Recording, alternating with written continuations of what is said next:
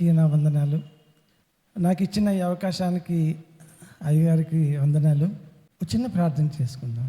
మహాగణుడా, నీకు స్తోత్రాలు చెల్లిస్తున్నాం ప్రభువా. గత వారమంతా మమ్మల్ని కాచి కాపాడి నీ సన్నిధిలో ఉంచి మమ్మల్ని అందరినీ మరి ఒకసారి మీ సన్నిధిలో వచ్చి ఆరాధించినందుకు వందనాలు చెల్లిస్తున్నాను ప్రభువా. అందరినీ మీకు అప్పగిస్తున్నాను ప్రభువా.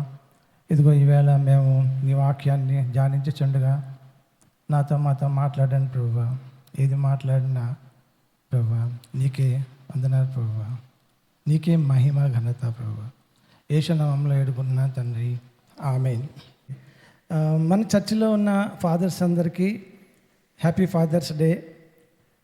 దేవుడు ఒక తండ్రికి చాలా మంచి రెస్పాన్సిబిలిటీస్ ఇచ్చాడు. కుటుంబ వ్యవస్థలో తండ్రి పాత్ర చాలా ఉంటుంది. ఆ తండ్రి పాత్రే కుటుంబాన్ని అంతా కట్టి పెడుతుంది. కుటుంబం అంతా కూడా ఎప్పుడూ ఆనందంతో ఉంటుంది. అందుకని మరొకసారి happy father's day to all of you. కొందరు తండ్రులు బిజినెస్ మ్యాన్ని ప్రొడ్యూస్ చేస్తారు, తయారు చేస్తారు. కొందరు తండ్రులు ఆరాధకుల్ని తయారు చేస్తారు. కొందరు తండ్రులు సేవకుల్ని తయారు చేస్తారు. మనం చూస్తుంటాం కదా. నిన్ననే మన ప్రభుత్వం ఒక పుస్తకం రిలీజ్ చేసింది రవీంద్ర భారతిలో. నేను కూడా వెళ్ళాను. ఆ పుస్తకం పేరు తండ్రి చెక్కిన శిల్పం. ఎప్పుడు తల్లి గురించే చెప్పుకుంటాం కదా. సో తండ్రి చెక్కిన శిల్పం అనే పుస్తకం రిలీజ్ చేశారు. ఆ పుస్తకం రాసింది ఆంటీ వాళ్ళ అన్నయ్య గారు, జల్లా సుధీర్ గారు అని. నిన్న గవర్నమెంట్ రిలీజ్ చేసింది ఈ సందర్భంగా అనమాట. మనం ఈవేళ కీర్తనలు 76 చదివిన వాక్యం కీర్తనలు 76 మీద ధ్యానిద్దాము. ఈ కీర్తన ఆసాపు రాశాడు. కీర్తనలు 73 నుంచి 83 వరకు, ఇంకా కీర్తన 50 కూడా ఆసాపు రాస్తాడు, మనకు తెలుసు. ఆసాపు దావీదు కాలంలోనూ సొలొమోన్ కాలంలో కూడా ప్రధాన గాయకుడిగా ఉండేవాడు. అంటే ఆ టైంలో తను చాలా చూసి ఉంటాడు. దేవుడి గురించి, దేవుడి పవర్ గురించి చాలా చూసి ఉంటాడు. దీనికి ఒక ఐదు భాగాలుగా నేను మాట్లాడతాను. మొదటిగా వర్సెస్ 3 to 6 వాక్యాలు, సామ్స్ 76 3 నుంచి 6 వరకు చదువుకుందాము.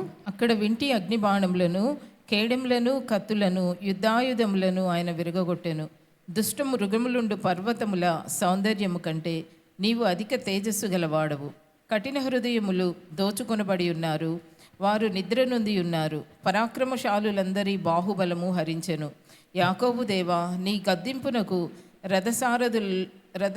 రథసారథులకును గుర్రములకును గాఢ నిద్ర కలిగెను. ఈ వాక్య భాగానికి మనం మైటీ కింగ్ అని నేను పేరు పెడుతున్నాను. అంటే పవర్ఫుల్ గాడ్ అని. ఈ మొదటి భాగానికి మనము దేవుని సార్వభౌమ శక్తి అంటే మన దేవుడు ఎంతో శక్తిమంతుడు కదా. మనందరికీ తెలుసు, మన దేవుడు చాలా శక్తిమంతుడు. దేవుని అధికారం అందరి శక్తి కన్నా మించినది. దేవుని అధికారం మించిన శక్తి ఎక్కడా లేదు. దేవుడు అంటాడు అబ్రహాం తోటి, ఆదికాండం 18:14 is anything too hard for your lord. ఏమన్నా చదువుతారా? నీ దేవుడైన యెహోవాకు అసాధ్యమైనది ఏమన్నా ఉందా? యెహోవాకు అసాధ్యమైనది ఏదైనా ఉన్నదా? మీదిటికి ఈ కాలమున నిర్ణయ కాలమందు నీ యొద్దకు తిరిగి వచ్చేదను, అప్పుడు షారాకు కుమారుడు కలుగుననెను. మనకు తెలుసు ఈ సన్నివేశము. దేవుడు అంటాడు, సారాకి 90 ఏళ్ళు దాటిని, 90 years, వచ్చే సంవత్సరానికి నీ చేతిలోకి బిడ్డ ఉంటాడంటాడు కదా, కుమారుడు ఉంటాడని దేవుడు అంటాడు. అప్పుడు సారా నవ్వుతుంది. ఎందుకు నవ్వుతుంది అంటే, నాకు 90 ఏళ్ళు వచ్చినాయి కదా, యెహోవా దేవుడు ఎలా అనగలుగుతాడు నాకు కుమారుడు కలుగుతాడని. అప్పుడు దేవుడు అంటాడు, నీ దేవునికి అసాధ్యమైనది ఏది లేదు, నేనేమన్నా చేయగలను. ఈ దేవుని గురించి మనం ఇందాక మనం ప్రార్థన చేసేటప్పుడు నన్ను పోలిన వాడు ఎవరూ లేరు. యెషయా 46 దేవుడు తనని ఎలా వర్ణించుకుంటాడో మనం చూద్దాం. యెషయా 46, 9, 10. చాలా పూర్వమున జరిగిన వాటిని జ్ఞాపకం చేసుకొనుడి. దేవుడును నేనే, మరి ఏ దేవుడునూ లేడు. నేను దేవుడును, నన్ను పోలిన వాడెవడునూ లేడు.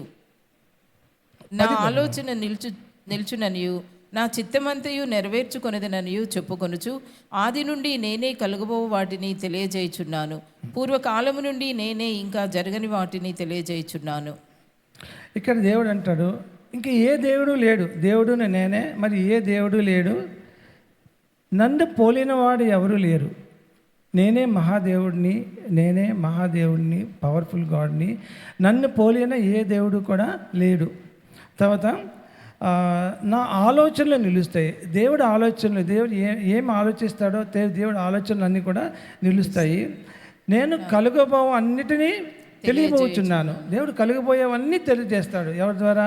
తన ప్రవక్తల ద్వారా, తన దైవజనుల ద్వారా జరిగిపోయేవన్నీ కూడా తెలియజేస్తాడు. మనం చూస్తాము, దావీదు ఒక చిన్న పిల్లాడు, బాలుడు కదా, దావీదు బాలుడు. గొలియాత్ ఎంత ఉన్నాడు చూసుకుంటే మనం చూడలేము. దావీదు ఇంత చిన్న బాలుడు, గొలియాత్ని చూస్తే ఎక్కడో ఉంటాడు గొలియాత్ కదా. ఇప్పుడు మనం ఎవరైనా బలవంతమైన బలంగా ఉన్న వాళ్ళని చూస్తే, మన ముందు బాగా లావుగా ఉన్న వాళ్ళు చూస్తే మనం ఇలా చూస్తాం అనమాట, ఇంత బలం ఉందని. అలాంటి గొలియాతు, బలమైన గొలియాతు, ఒక చిన్న బాలుడు దావీదు ఒక్క చిన్న రాయితోటి గొలియాతుని చంపేస్తాడు. ఎందుకు చంపాడంటే దావీదు పవర్ కాదు ఇది, దావీదులో శక్తి లేదు. ఒకటే అంటాడు దావీదు, యుద్ధము యెహోవాదే. అందుకని ఒక చిన్న రాయితోటి అంత పెద్ద గొలియాతుని చంపేస్తాడు. అంటే దేవుని శక్తి ఎంత పవర్గా ఉందంట, ఎంత పవర్ఫుల్ గాడ్. సో దేవుడు సార్వభౌమ శక్తిని ఈ వాక్యం చెప్తుంది అనమాట. రెండోదిగా 7వ వాక్యం చూద్దాం మనం. నీవే భయంకరుడవు, నీవు కోపపడు వేళ నీ సన్నిధిని నిలువగలవాడెవడు, నీవు తీర్చిన తీర్పు ఆకాశంలో నుండి వినబడజేసితివి. నీవే దేవుడవు, నీవే భయంకరుడు. అంటే we all should fear God. మనం దేవుడిని భయపడాలి దేవుడికి. దీంట్లో దేవుడు కోపపడు వేళ నీ సన్నిధిని ఎవరు నిలవగలుగుతాడు? దేవుడి కోపం వస్తే దేవుని ముందు మనం ఎవరు నిలబడలేము. కీర్తనకారుడు ఒక మాట అంటాడు, serve the lord with fear and rejoice with trembling. కీర్తనలు 2:11 కీర్తనకారుడు అంటాడు, భయభక్తులు కలిగి యెహోవాను సేవించుడి, గడగడా వణుకుచూ సంతోషించుడి. యెహోవాని మనము క్యాజువల్గా సేవించకూడదు, నవ్వుకుంటూ, లేకపోతే మనం క్యాజువల్గా సేవించకూడదు. భయంతోనూ భక్తితోనూ గడగడలాడుతూ యెహోవాని సేవించుడి అని కీర్తనకారుడు అంటాడు. ఇంకో చోట సొలొమోను రాజు అంటాడు, భయము, దేవుని యందు భయము, ప్రొవర్బ్స్ 9:10 జ్ఞానానికి మూలము అంటాడు. యెహోవా యందు భయభక్తులు కలిగి ఉండుటయే జ్ఞానమునకు మూలము, పరిశుద్ధ దేవుని గూర్చిన తెలివియే వివేచనకు ఆధారము. ఆమేన్. దేవుని యందు భక్తి మనకి జ్ఞానాన్ని ఇస్తుంది. అజ్ఞానులకి దేవుని భక్తి ఉండదు. మన అజ్ఞానులైతే దేవుని భక్తి ఉండదు. దేవుని భక్తితోనే మనకు జ్ఞానం ఉంటుంది. మన జ్ఞానం సంపాదించి మనం చదువుకొని మనం ఉద్యోగాలు చేసి మనం సేవ చేస్తూ చాలా పైకి వచ్చామంటే అది దేవుని భక్తి వల్లే జ్ఞానం వస్తుంది. మూడవదిగా మనం వాక్యం 8:9 నీవు తీర్చిన తీర్పు ఆకాశములో నుండి వినబడజేసితివి, దేశంలో శ్రమనొందిన వారినందరినీ రక్షించుటకై న్యాయపు తీర్పునకు దేవుడు లేచినప్పుడు భూమి భయపడి ఊరకుండెను. ఇక్కడ ఆసాపు దేవుడిని న్యాయకర్తగా దేవుడిని మనకి చెప్తాడు. గాడ్ యాజ్ జడ్జ్, దేవుడు న్యాయకర్త. 9వ వచనంలో ఉంటుంది, దేశంలో శ్రమనొందిన వారందరినీ రక్షించుటకై న్యాయ తీర్పుకు దేవుడు లేచినప్పుడు భూమి భయపడి ఊరకుండెను. మనకి న్యాయం తీరుస్తాడు. చాలాసార్లు మనము ఇంకో మాట అంటాడు, జకర్యా 2:8 నిన్ను ముట్టినవాడు నా కనుగుడ్డును ముట్టినట్టే అని ఉంటుంది. చూడమ్మా, సైన్యములకు అధిపతి యెహోవా సెలవిచ్చినదేమనగా, మిమ్మును ముట్టినవాడు తన కనుగుడ్డును ముట్టినవాడని ఎంచి తనకు ఘనత తెచ్చుకొనదలిచిన మిమ్మును దోచుకొని అన్యజనుల యొద్దకు ఆయన నన్ను పంపియున్నాడు. మనల్ని ముట్టినవాడు, ఎవరైనా మన విరోధులు మనల్ని ముట్టితే అంట దేవుని కనుగుడ్డుని ముట్టినట్టే అంట. మనం ఆలోచించండి, ఎవరైనా నీ ముందు ఎవరైనా ఒక ఫ్రెండ్ ఎవరైనా వచ్చి కంటి మీద ఇలా అంటే మనకి ఎలా ఉంటుంది కదా, ఎంత ఇరిటేషన్, కోపం ఉంటుంది. మనల్ని ఎవరైనా ముడితే దేవుడికి కనుగుడ్డు ముట్టినట్టు దేవునికి అంత కోపంగా ఉంటుంది అనమాట ఈ వాక్యంలో. కానీ దేవుడు న్యాయం తీరుస్తాడు. అలాగే తన బిడ్డల్ని, తన సేవకుల్ని ఎవరైనా ముట్టుకుంటే, ఎవరైనా హింసిస్తే లేకపోతే హాని కలిగిస్తే దేవుడు ఊరుకోడు. అందుకని మనం ఎప్పుడు మాట్లాడేటప్పుడు, దేవుని బిడ్డలతో మాట్లాడేటప్పుడు, సేవకులతో మాట్లాడేటప్పుడు రివరెన్స్తో మాట్లాడాలి. ఎప్పుడు కూడా వాళ్ళ మనసులు బాధ పెట్టకూడదు. మనం చాలా జాగ్రత్తగా వ్యవహరించాలి. ఒక చిన్న ఉదాహరణ చెప్తాను. నేను 91లో బాప్టిజం తీసుకున్నాను. అప్పుడే చిన్నప్పటి నుంచి క్రిస్టియన్నే, కానీ దేవుడు బాప్టిజం తీసుకొని దేవుని బాగా ఎరిగింది 91లో అనమాట. 2-3 సంవత్సరాల తర్వాత నేను పనిచేసే కంపెనీ, అది ఒక గవర్నమెంట్ కంపెనీ, ఫైనాన్స్ మేనేజర్గా చేసేవాడిని. అందరూ నన్ను చాలా సిన్సియర్ ఆఫీసర్ అనేవారు, కానీ చాలామందికి నేనంటే కోపం ఉండేది, సిన్సియర్ ఆఫీసర్ అని. సో 93-94లో నా కొలీగు, మా డైరెక్టరు, మేనేజింగ్ డైరెక్టరు నాకు హాని చేయాలని తలపట్టారు. చాలా చాలా ప్రయత్నం చేశారు నాకు ఎలాగైనా హాని చేయాలని. నా మీద ఒక కేసు పెట్టారు. కేసు అంటే మాకు గవర్నమెంట్ కోర్టులో కేసు, కానీ గవర్నమెంట్ కంపెనీలు ఎలా ఉంటుంది, వాళ్ళకే ఒక విజిలెన్స్ ఆఫీసర్ ఉంటుంది. దాంట్లో నా మీద కేసు పెట్టారనమాట. ఏం లేదు కేసులో, కానీ కేసు పెట్టారు. ఎందుకంటే నన్ను ట్రబుల్ చేయాలి, ఇతను ట్రబుల్ చేయాలి. కానీ ఎవరిని ట్రబుల్ చేస్తున్నారు వాళ్ళు? సాధారణ మనిషిని కాదు, దేవుని బిడ్డని ట్రబుల్ చేస్తున్నారు. అది 2 సంవత్సరాలు గడిచింది. నేను ఆ కంపెనీ వదిలేసాను కూడా. కంపెనీ వదిలేసినా సరే మళ్ళీ వాళ్ళు ఆ కంపెనీకి వచ్చి నన్ను ట్రబుల్ చేయాలని చూశారు. మేము ప్రార్థన చేస్తున్నాము, నేను నా భార్య ప్రార్థన చేస్తున్నాము. ఎందుకంటే దేవుడు న్యాయం తీరుస్తాడు కదా, జడ్జి, న్యాయాధికారి దేవుడు. సో తర్వాత ఒక 3-4 సంవత్సరాల తర్వాత మేము మళ్ళీ పూనాకి వెళ్ళిపోయాము వేరే ఉద్యోగం చేయడానికి. అప్పుడు తెలిసింది ఏంటంటే, ఎవరైతే డైరెక్టర్ ఉన్నాడో, నా మీద పగపట్టిన డైరెక్టరు ఒక రూమ్లో ఉండేవాడు. అతను మంచం నుంచి కింద పడిపోయి ఉన్నాడంట, చచ్చిపోయి పడిపోయి ఉన్నాడంట. 3 రోజులు అయిందంట ఆయన చనిపోయి, కానీ ఆయన చనిపోయినప్పుడు ఎవరికీ తెలియదు. 3 రోజులు అయిపోయింది. తర్వాత చూస్తే ఆయన చనిపోయి ఉన్నాడు. ఇంకొక ఆఫీసర్ ఉన్నాడు. ఆఫీసరు మన తెలుగు బాబే, గుంటూరు బాబు. ఆయనకి సహాయం చేశాడు నాకు హాని కలిగించాలని. ఆయనకి భయంకరమైన క్యాన్సర్ వచ్చింది, నా వయసే. భయంకరమైన క్యాన్సర్ వచ్చేసి ఐసీయూలోకి వెళ్ళిపోయాడు అనమాట. కానీ చాలా కాలం తర్వాత నాకు తెలిసింది ఈయనకి క్యాన్సర్ వచ్చింది అని. నా ఫ్రెండ్ కదా, హాని చేశాడు, వెళ్దామని ఒకసారి చూడడానికి వెళ్ళాను. అది ఐసీయూలో పెట్టారు. ఆయన్ని చూశాను నేను, తను కూడా నన్ను చూసే ఉంటాడు. అదే అతనికి ఆఖరి రోజు క్యాన్సర్తో చనిపోయాడు. ఎందుకు చెప్తున్నానంటే, మనం చాలా జాగ్రత్తగా ఉండాలి. దేవుని పిల్లల్ని ముట్టాలంటే దేవుడు అంటాడు, ముడితే నేను ఊరుకోను, నా కనుగుడ్డును ముట్టినట్టు అవుతుంది. అందుకని దేవుడు మీరు అనుకుంటారేమో, ఒకసారి మనం అనుకుంటాం మనకు న్యాయం ఎందుకు రావట్లేదు, అందరికీ న్యాయంగా ఉంది కదా, అందరికీ న్యాయం జరుగుతుంది, బాగానే ఉన్నారు, నాకు ఎందుకు అన్యాయం ఉందని అనుకుంటాం. కానీ అలాగ ఎప్పుడు అనుకోవద్దు. దేవుడు న్యాయాధికారి, మనకి ఎప్పుడైనా న్యాయం తీరుస్తాడు. ఇంకోటి 4వ పార్ట్గా 10వ వచనం చదువుదాం. నరుల ఆగ్రహము నిన్ను స్తుతించును, ఆగ్రహాశేషమును నీవు ధరించుకొందువు. దీంట్లో దేవుడు తన చెడును తన ప్రయోజనాలకి వాడుకుంటాడు. అంటే మానవుల్లో చెడు ఉన్నా సరే ఆ చెడుని తన ప్రయోజనాలకి వాడుకుంటాడు. మనం చూస్తాము, ఫరో ఏం చేశాడు?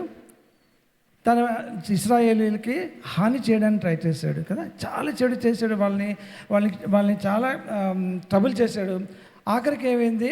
ఆ ఇశ్రాయేలీలే బలమైన సైన్యంగా మారి దేవుణ్ణి స్తుతించారు. అంటే వాళ్ళకున్న చెడు కూడా దేవునికి అనుకూలంగా మారిందనమాట. మళ్ళీ మన యేసుప్రభు సిలువ మరణం పొందాడు. సిలువ వేయండి అని అరిశారు. యేసుప్రభు ఏం చేశాడని సిలువ చేస్తారు? ఏం చేయలేదు కదా.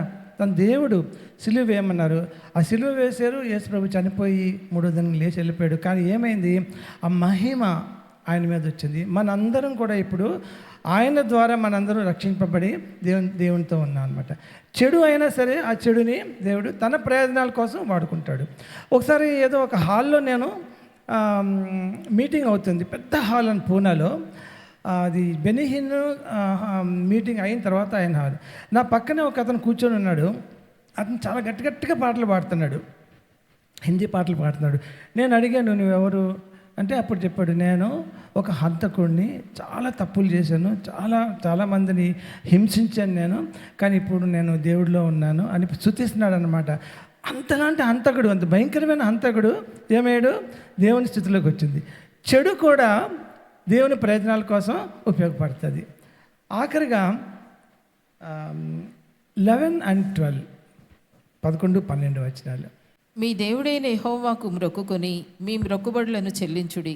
ఆయన చుట్టూనున్న వారందరూ భయంకరుడగు ఆయనకు కానుకలు తెచ్చి అర్పింపవలెను. అధికారుల పొగరును ఆయన అణిచివేయవాడు, భూరాజులకు ఆయన భీకరుడు. దీనికి ఆరాధనకి పిలుపు, ఏ కాల్ టు వర్షిప్. దేవుడు మనల్ని ఆరాధించమంటున్నాడు, పిలిపిస్తున్నాడు, ఆరాధించమంటున్నాడు. మనం దేవుడిని ఆరాధించాలి కదా. దాంట్లో నీ దేవుడైన యెహోవాకు మొక్కుకొని మీ మొక్కుబడులను చెల్లించండి. చుట్టూనున్న వారిని భయంకరులు ఆయనకు కానుకలు తెచ్చి అర్పించవలెను. మన బాధ్యత ఏంటంటే మనం దేవుడిని ఆరాధించాలి. దేవుడు యేసు ప్రభు అంటాడు మత్తయి 22:36లో, నీ పూర్ణ హృదయంతోనూ నీ పూర్ణ ఆత్మతోనూ నీ పూర్ణ మనసుతోనూ నీ దేవుడైన ప్రభువును ప్రేమించవలను. సో మన బాధ్యత ఏంటంటే మన పూర్ణ మనసుతో మన పూర్ణ ఆత్మతో దేవుణ్ణి స్తుతించాలి, ఆరాధించాలి. ఆఖరిగా ఒక మాట ఉంటుంది, అధికారుల పొగరును ఆయన అణిచివేయువాడు, భూరాజులకు ఆయన భీకరుడు. మనం చాలాసార్లు అనుకుంటాం కదా, రూలర్స్ని అనుకుంటాం మనం, అరే మనల్ని పరిపాలించే వాళ్ళు సరైన కాకపోవచ్చు కానీ మనం వాళ్ళ కోసం ప్రార్థన చేయాలి. ఎందుకంటే అధికారులకి ఆయన భీకరుడు. అయిపోతుంది, మన అధికారులు బాగలేదు, రూలర్ సరిగా లేదు, మనల్ని పరిపాలించలేదు అనుకుంటామో కానీ రాజులకి ఆయన రాజు. సో అధికారుల పొగరును ఆయన అణిచివేస్తాడు. అందుకని ఒకవేళ కానీ మనకు అనిపిస్తే మన అధికారులు సరిగ్గా లేదు, అధికారులు అంటే మనం దేశాధికారులే కాదు, ఆఫీసులో అధికారులు కానీ, నేను ఫేస్ చేసిన ఆఫీసులో అధికారులు, అలాంటి ఆఫీసుల పొగరుని దేవుడు అణిచివేస్తాడు. కానీ మనం చేయవలసిందంతా ఒక్కటే, ఆ అధికారుల కోసం ప్రార్థన చేయాలి. ఎవరైనా సరే ప్రతి అధికారం కోసం ప్రార్థన చేస్తే ఆ అధికారిని మహాదేవుడు కంట్రోల్లో తీసుకుంటాడు. ఈ చిన్న వాక్యాన్ని దేవుడు దీవించుగాక.